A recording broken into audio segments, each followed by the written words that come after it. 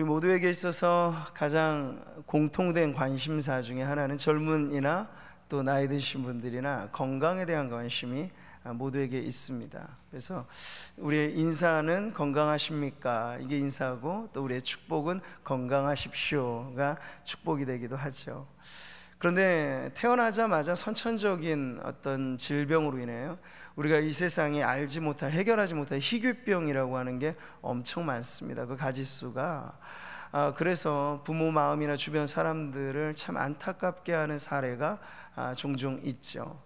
그 가운데 소아조루증이라고 하는 질병이 있습니다. 전문적인 용어로 말하면 허친슨 길포드 증후군이라는 것인데요, 태어나자마자 1살 정도까지는 정상적으로 발육합니다. 성장합니다. 그런데 그 이후 10살 정도까지 되면요, 외양은 이미 60대에 이르는 그런 변화가 생기고, 그리고 몸집은 보통 5세 미만 정상아 정도의 크기로 밖에는 자라나지 않습니다. 머리는 다 벗겨지고 피부는 얇아지고, 그래서 이러한 질병에 걸린 이는 30세를 넘어가지 못하여 단명하는 경우가 대부분인데요, 이 질병의 특징은 밖으로의 성장은 일찍 멈추고 안으로의 노화는 아주 급속도로 진행되는 희귀병이라고 말할 수 있겠죠. 저는 성도들이 영적으로 살아가면서 어떤 의미에서 영적인 이 질병의 징후가 있을 수 있겠는데요, 그 중에 바로 이런 증상이 있지 않을까 하는 생각이 듭니다.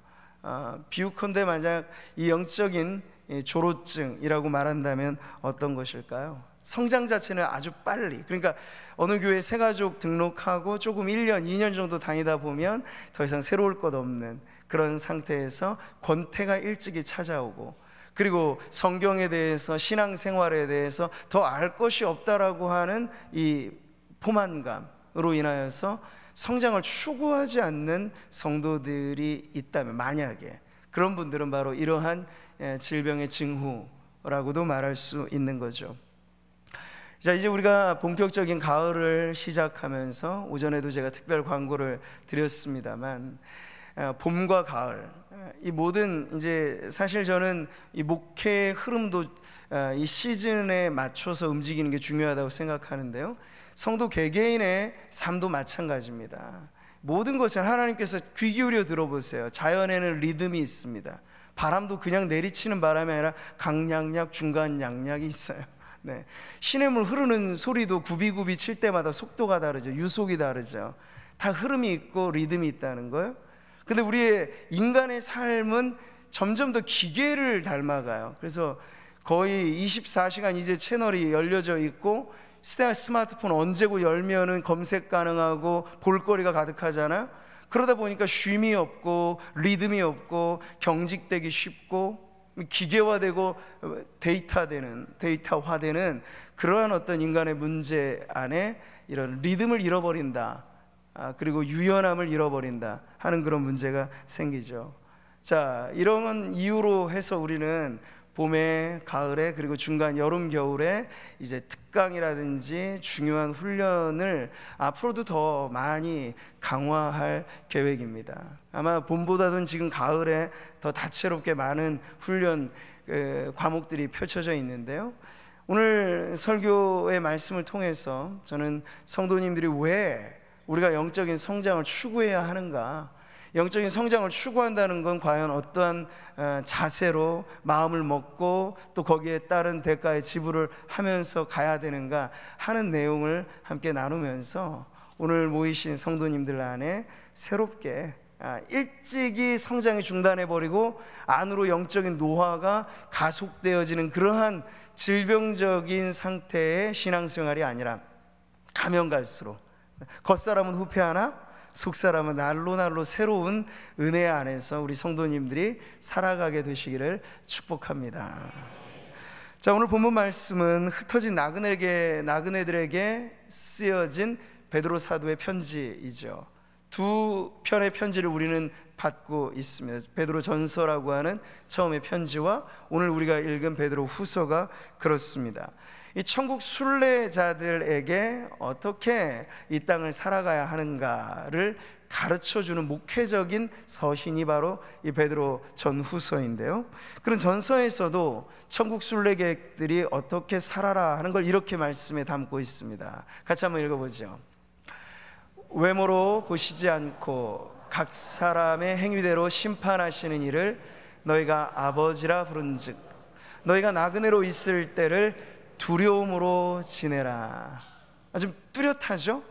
나그네로서 천국 순례객인 우리들이 이 땅을 살아가는 삶의 자세, 그것은 방만한 방종이 아니라 오히려 두렵고 떨리는 마음, 말하자면 경건한 두려움에 대해서 베드로는 지금 강조를 하고 있습니다. 이것을 구체적으로 표현할 때 2장 11절은 이렇게 말씀하죠. 같이 읽습니다. 나그네 같은 너희를 권하노니 영혼을 거슬러 싸우는 육체의 정욕을 제어하라. 아주 분투적인 싸움을 마치 하듯이 영적으로 치열하게 살아가야 한다라는 것이 나그네와 행인 같은 거류민 같이 이 땅을 살아가는 천국 순례객들인 성도들에게 쓰여진 베드로 사도의 편지의 아주 중요한 골자입니다. 자, 첫 번째 편지 이후 두 번째 편지, 그리고 오늘 우리가 읽은 말씀은 더욱이 중요한 의미는 그 두 번째 편지의 마지막 장 마지막 절에 있는 그런 내용이고요, 이 두 번째 편지에 있어서도 베드로는 역시 전서에 이어서 계속해서 부단히, 마치 움직이는 자전거가 쓰러지지 않는 비결은 꾸준히 페달을 돌리는 방법밖에 없는 것처럼 성도들이 멈춤 없이 지침 없이 계속 무언가를 훈련해 갈 것에 대해서 이렇게 말씀하고 있습니다. 같이 읽죠. 그러므로 너희가 더욱 힘써 너희 믿음의 덕의 지식을, 지식의 절제를, 절제의 인내를, 인내의 경건을, 경건의 형제 우애를, 형제 우애의 사랑을 더하라. 멈추지 않아요. 계속 뭔가를 더하고 힘쓰라고 말하죠. 그러니까 예전에 사실 어떤 선교단체들을 통해서 복음이 아주 다이제스트 형식으로 요약본으로 이렇게 전해지는 것은 이 짧은 어떤 전도의 현장에서 적확하고 쓰임이 되는 부분이기도 합니다. 그런데 문제는 그것을 통해서 예수를 영접하고 그래요 나는 주님을 믿습니다라고 하는 고백 이후에 마치 3분짜리 복음을 듣는 것이 복음의 전부인 것처럼 착각하고, 그리고 예수 믿는다는 거, 교회에 등록해서 그냥 변함없이 성장 없이 교회만 오가면 된다라고 하는 잘못된 생각을 불러일으킬 수도 있는 위험이 바로 그런 방식에는 도사리고 있는 거죠.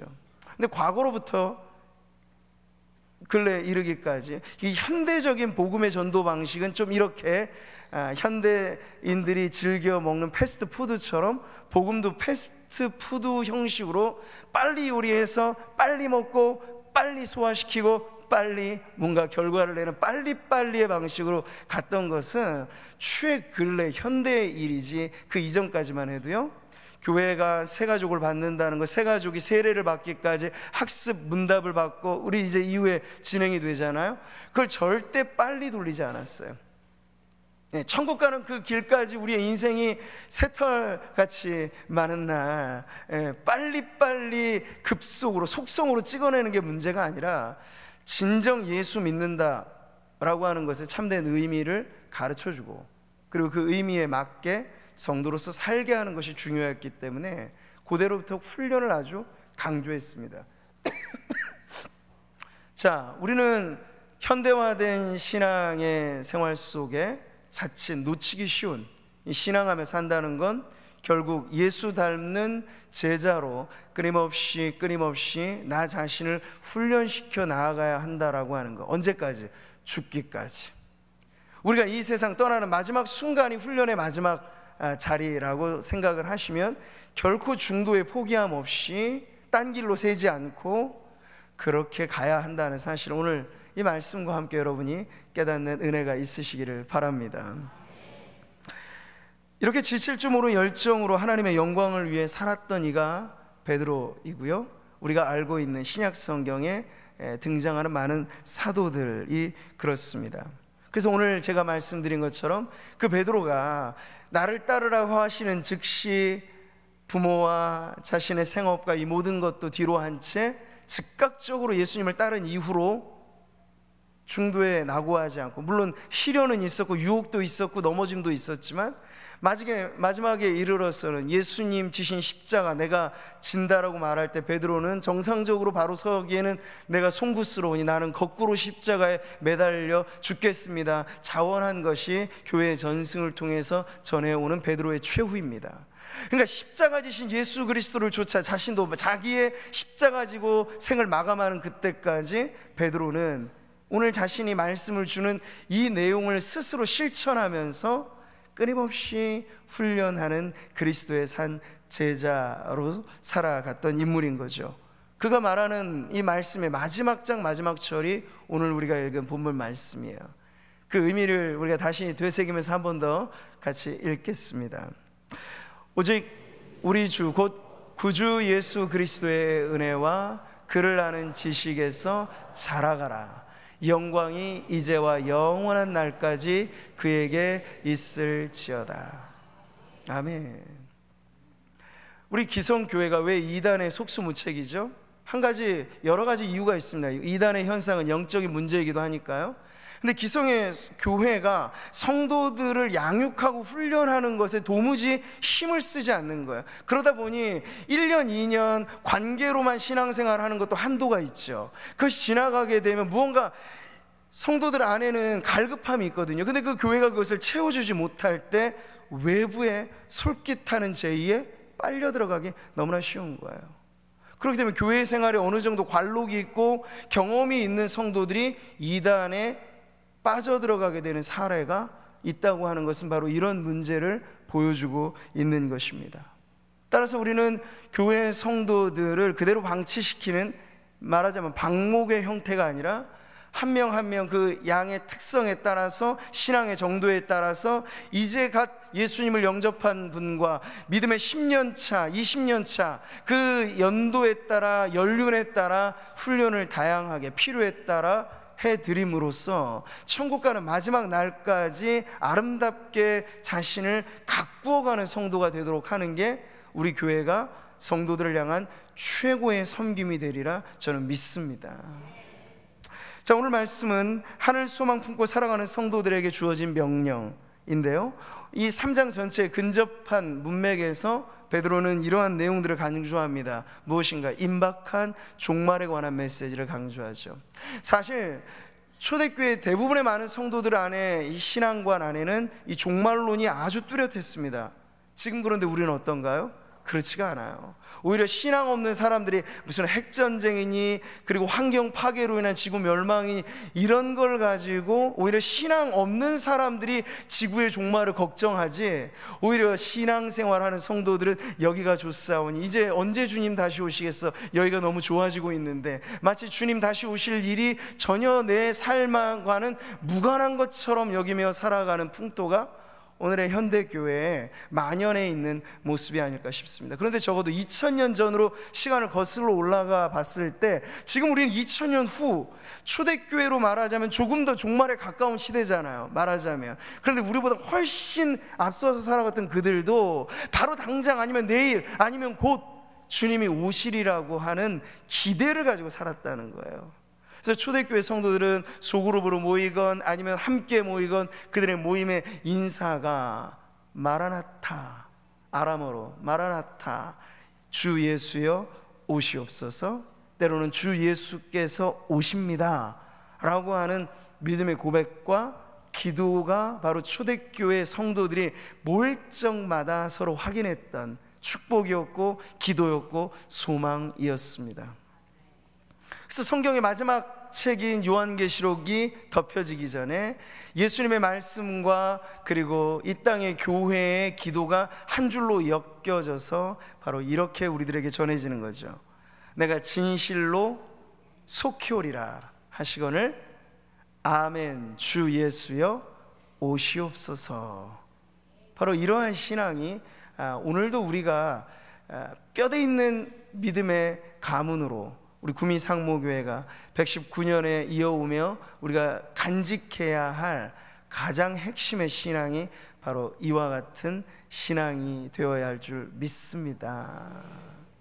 마라나타 마라나타 아멘. 주 예수여 오시옵소서. 마라나타 마라나타 아멘. 주 예수여 오시옵소서. 같이 한번 불러볼까요? 마라나타 마라나타 아멘. 주 예수여 오시옵소서.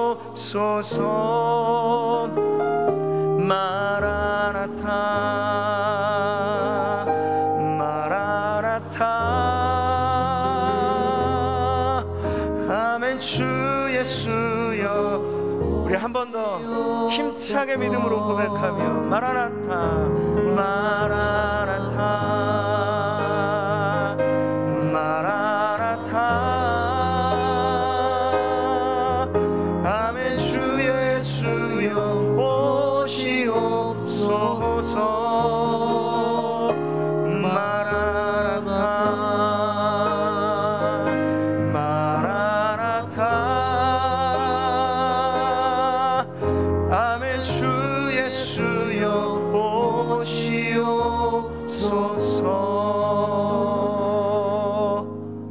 아멘. 여러분 정말 아멘이신가요?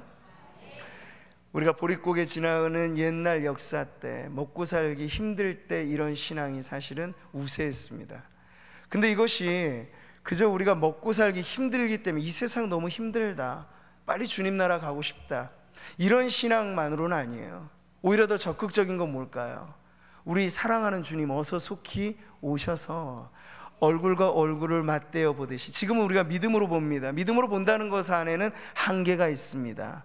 우리의 삶의 복잡다단한 일상 속에 우리는 예배 시간에 집중력을 갖고 하나님을 바라보지만 삶으로 분산되어 살아가게 되면 이 걱정 저 걱정 온갖 걱정이 우리 앞에 놓여져 있어서 예수님 한 분만 오로지 바라보기가 너무나 힘들어요. 근데 내 사랑하는 주님 어서 속히 이제 배울 때 고린도전서 13장이 우리들에게 복된 소망을 말하여 주듯이 얼굴과 얼굴을 맞대어 보는 그날 빨리 왔으면 좋겠다. 그래서 노년에 있는 성도들의 고백만이 아니라 꽃다운 청춘을 살아가는 젊은이들에게 있어서도 이 소망은 적극적으로 우리가 바라마지 않는 소망이 되어야 할 줄 믿습니다. 베드로후서 마지막 장엔 이런 분위기가 물씬 풍겨나죠. 말세, 심판, 하나님의 날. 그렇기 때문에 그런 분위기 속에서 우리가 이 땅을 살아간다는 건 이만저만한 이 어떤 책임이 우리 가운데 지어졌다 하는 것을 강조하는, 거듭 강조하는 표현이죠. 그래서 그것에 걸맞은 태도가 요구되어지는 것이에요. 지금 우리는 휴전 가운데 있지만요, 맞아, 예전에 전쟁이 발발했다 그러면 모든 게 다 바뀌어집니다. 모든 게 전쟁이라고 하는 하나의 이 폭풍같이 몰아치는 이 격변이 일어나게 되면요, 모든 게 뒤집어지는 거예요. 근데 말하자면 성도의 일상의 삶은 영적인 전쟁이라고 하잖아요. 우리는 죄와 싸우고 마귀의 유혹과 싸우고 세상 육신의 정욕, 안목의 정욕, 이생의 자랑과 싸우느냐 아니면 끌려가느냐, 이 대립된 관계 속에 우리는 영적인 전쟁터를 방불케 하는 그런 삶을 지금 살아가고 있기 때문에 사실 총칼로 들이닥치는 전쟁은 아니지만 영적인 전쟁의 와중에 우리가 어떻게 깨어 있어야 하느냐는 너무나 분명한 것이죠. 자, 특히 베드로는 성도들이 이 땅을 살아갈 때 하나의 기준을 현세에 맞추지 않고 앞으로 오게 될 새하늘과 새 땅의 기준으로 오늘을 살아가라고 그렇게 말씀하고 있죠. 13절의 말씀입니다. 같이 읽어볼까요? 우리는 그의 약속대로 의가 있는 곳인 새하늘과 새 땅을 바라보도다. 바로 이렇습니다. 우리가 살아가는 삶은 어제를 기준으로 사는 것 아니에요. 그건 아주 우리가 지향해야 될 삶이죠. 과거에 붙들려서는 안 돼요. 근데 그나마 열심히 산다는 건 현재 진행적인 삶을 추구한다고 하는 것인데, 현재 우리의 인생의 좌표라는 건 무엇입니까? 주변에 여러 가지 지형지물이 있어야 우리의 지금 위치가 파악되잖아요. 동서남북 방위가 확인되고 큰 지형지물이 어디 있어야. 우리 구미 상모교회를 만약 표시한다면 지도에 이 상모 고등학교 옆에, 그리고 아파트 옆에, 이런 식의 좌우를 구분하고 비교하는 게 있어야 현 위치가 파악되는 것처럼 우리 인생의 좌표도 마찬가지입니다. 기준이 무엇이냐가 중요한데, 오늘 말씀은 앞으로 우리에게 펼쳐지게 될 새하늘과 새 땅을, 오늘 오전에도 말씀드렸다시피 우리의 몸의 속량, 부활의 영광을 기준으로 오늘을 살아간다면, 겉사람의 후패함과 질병의 나약함과 여러 가지 많은 인생이 내 뜻대로 안 된다라고 하는 어려운 문제가 있을 때, 아유 죽겠구나 주저앉는 게 아니라, 아니야, 우리는 새하늘과 새 땅을 상속받은 하나님의 자녀이니 이 땅을 살아가는 동안 내가 땅 한 평 소유로 갖지 못해도, 예수님도 그렇게 사셨는데 조금 불편은 하겠지만 죽으라는 법은 없지, 그렇게 우리의 삶을 미래에 있게 될 그 영광스러움의 초점에 맞춰서 살아갈 때, 성도들은 어느 순간 어느 자리에서도 결코 위축되지 않고 가둬지지 않고 영광스러운 자유를 매일의 삶 속에 맛보게 될 줄 믿습니다. 하늘 소망을 품고 살아가는 성도들에게 주어진 명령이 바로 이와 같은 거예요. 로마에 가면 로마법을 따르라고 하였죠.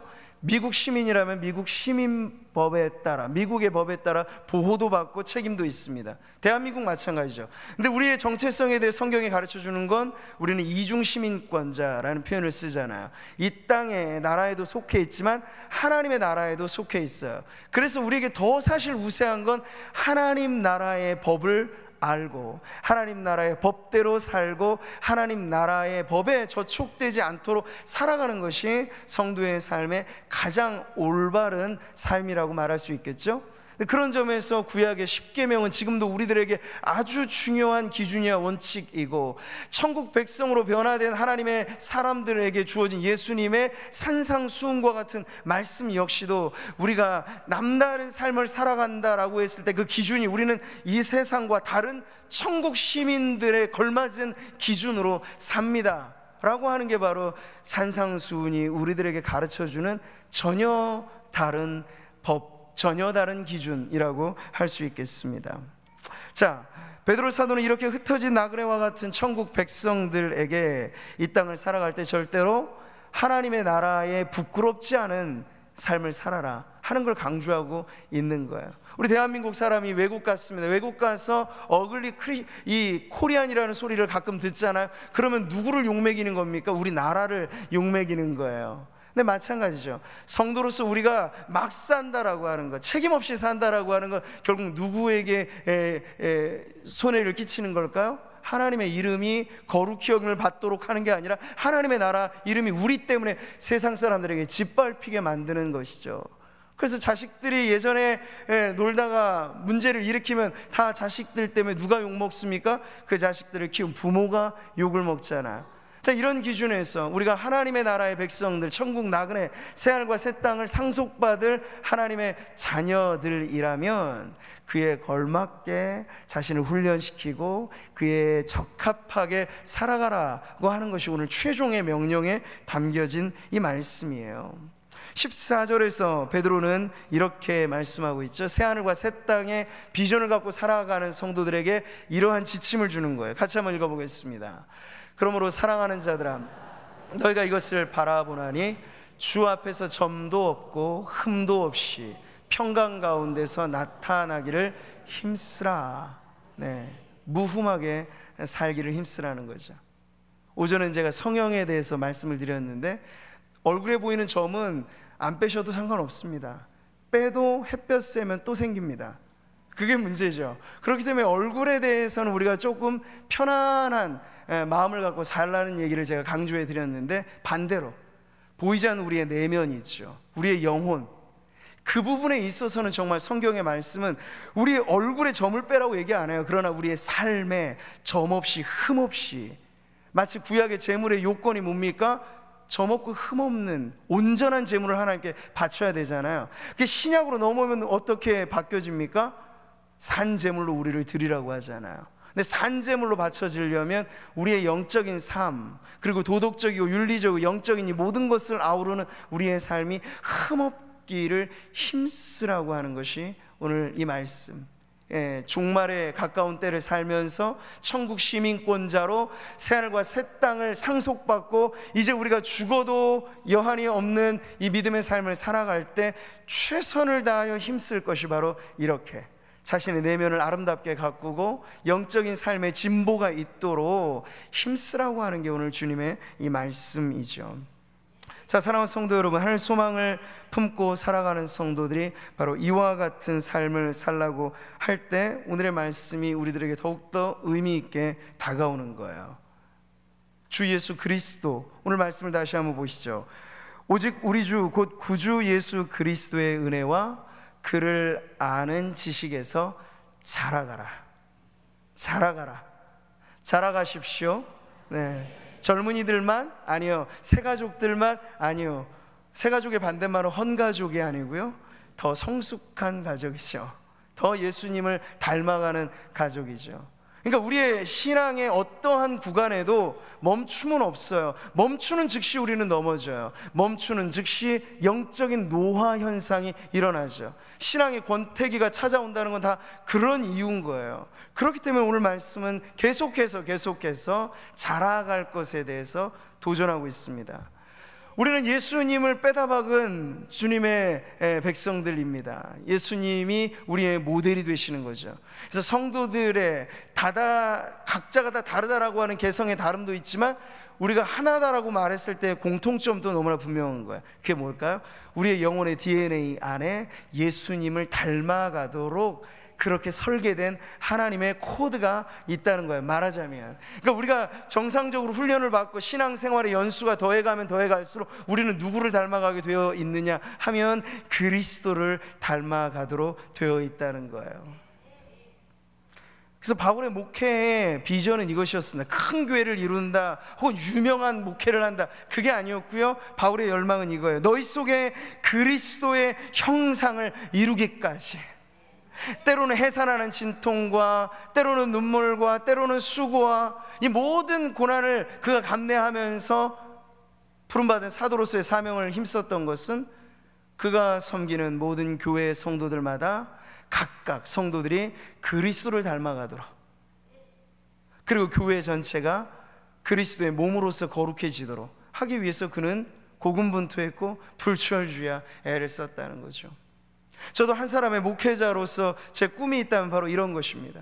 우리 사랑하는 구미 상목의 성도님들 한 분 한 분이 제가 목회 1년이 지나고 2년이 지나고 10년이 지나간다라고 하는 게 그냥 세월만 보내는 게 아니라 저와 제가 부임해서 동시대에 같이 출발했던 분들이 5년을 지나가니까 너무나 거룩해지는 거예요. 10년을 지나가니까 너무나 존귀해지는 거예요. 이게 제 꿈이고 제 소원입니다. 이러라고 하나님께 세워주신 거라고 믿고, 그러하기 위해서 저 자신에게도 저는 채찍질을 하는 거죠. 목사가 성장하기를 중단하는 그 순간 교회도 멈춘다는 걸 알기 때문에 어쩔 수 없어요. 하나님께서 세워주신 그 교회를 담임하는 이 목회자의 영적인 수준에 걸맞게 사실은 교회가 세워진다고 하는 불변의 법칙이 있거든요. 그럼 얼마나 사실 부담이 되는지 몰라요. 근데 방법이 다른 곳에 있지 않아. 요령을 배우는 게 아니라 무슨 세미나를 가서 뭐 비법을 배우는 게 아니죠. 그리스도를 제가 부단히 닮아가려고 애를 쓰는 것, 그것밖에 없다고 저는 믿습니다. 성도들에게 성경을 가르쳐주기 위해서 제가 먼저 성경의 사람이 되는 거고, 성도들에게 기도를 가르치기 위해서 제가 먼저 기도에 매여 있는 성령의 이끌림을 받는 그것이야말로 이 모든 것에 있어서 가장 빠르고 효과적인 목회의 사명을 올바르게 감당하는 길이 되리라 믿습니다. 사도 바울의 예를 들어보자면 그는 부활하신 주님을 만난 이후로 뒤집어진 인생을 살면서 목표가 뒤바뀐 사람이에요. 이전까지는 종교적으로 유명해지고 자신의 혈통과 집안과 학력과 이런 모든, 말하자면 오늘날 세상의 기준 그대로 그는 성공하기를 바랬던 사람인데, 부활하신 주님 앞에 인생이 뒤집어져 보니까 목표가 바뀌어진 거예요. 어떻게 바뀌어졌죠? 바로 이 말씀입니다. 같이 읽어보겠습니다.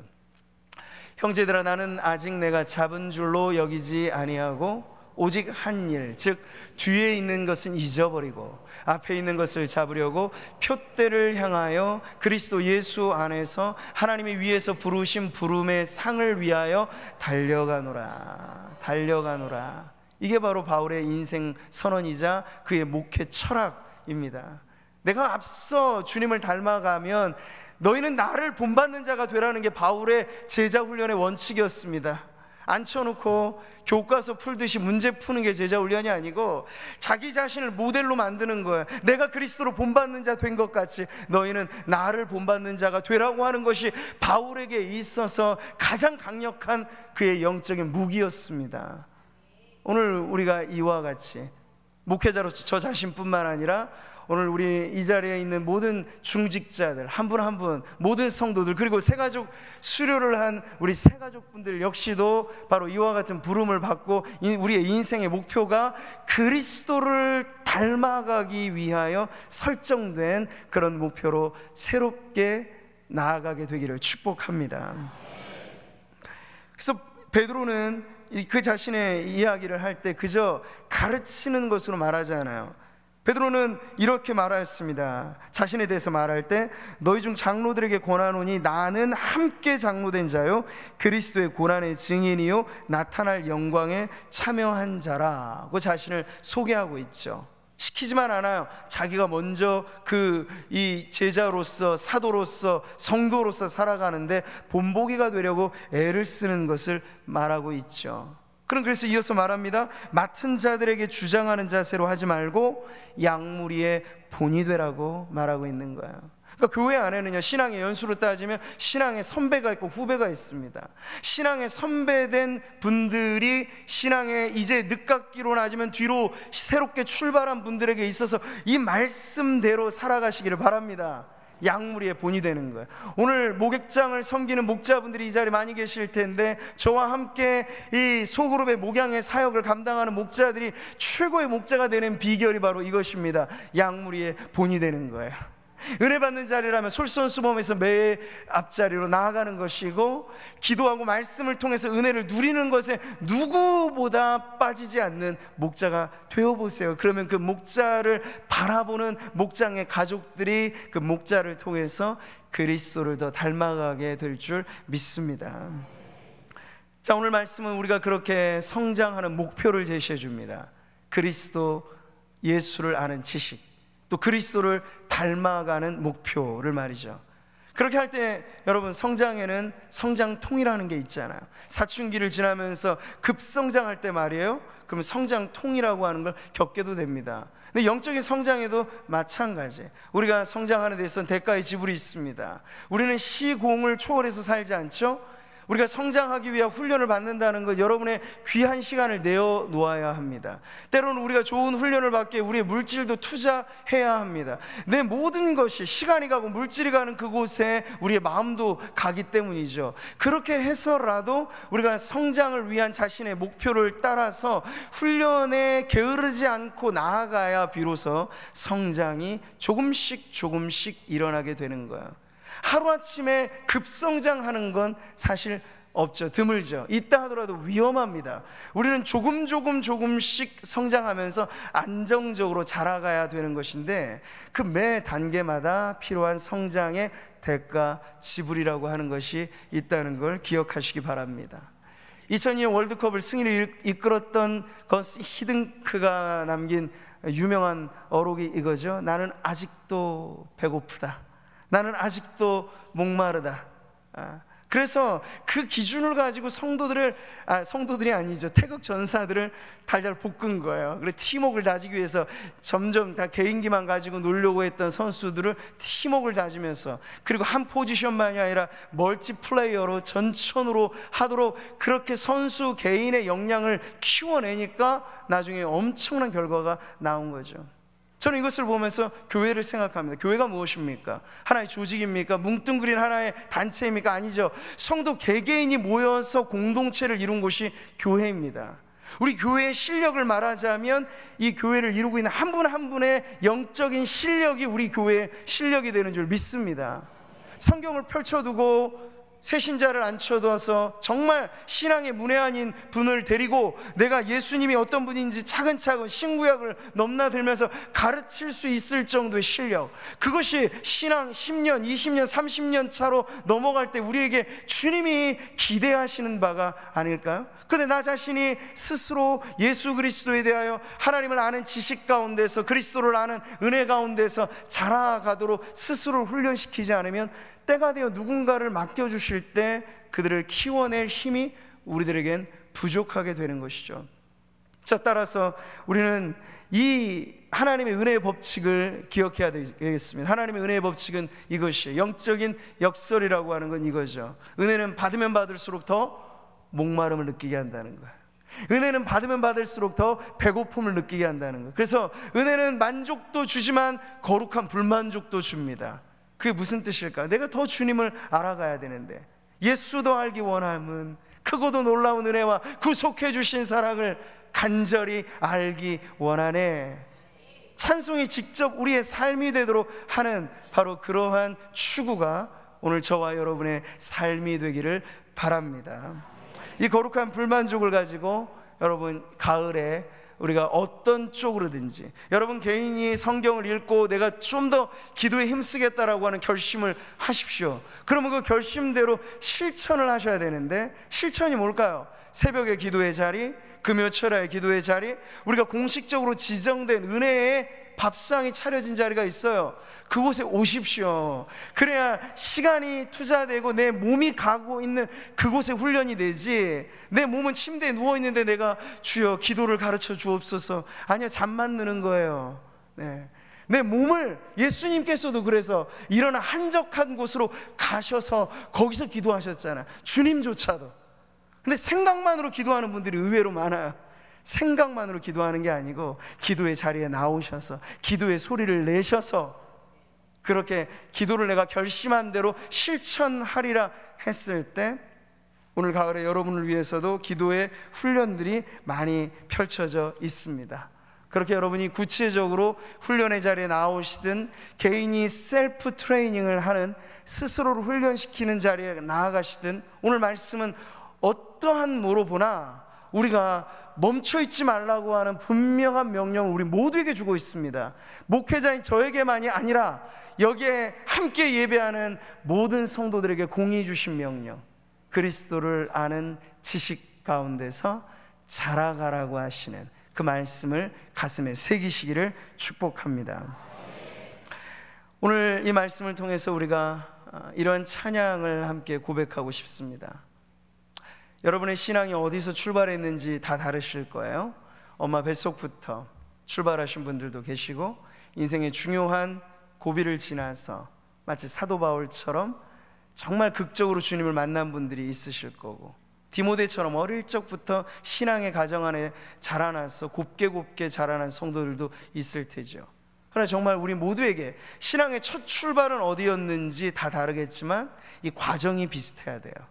그리고 그 끝은 정확히 똑같아야 돼요. 그게 뭘까요? 그 과정은 예수를 닮아가는 변화이고, 그 끝은 새하늘과 새 땅, 천국 백성에 걸맞게 거룩함의 완성을 이루는 것이 우리의 목표가 되어서, 그리고 우리가 돌아볼 때 후회함이 없는 인생이라 바로 그런 인생이 되어야 할 줄 믿습니다.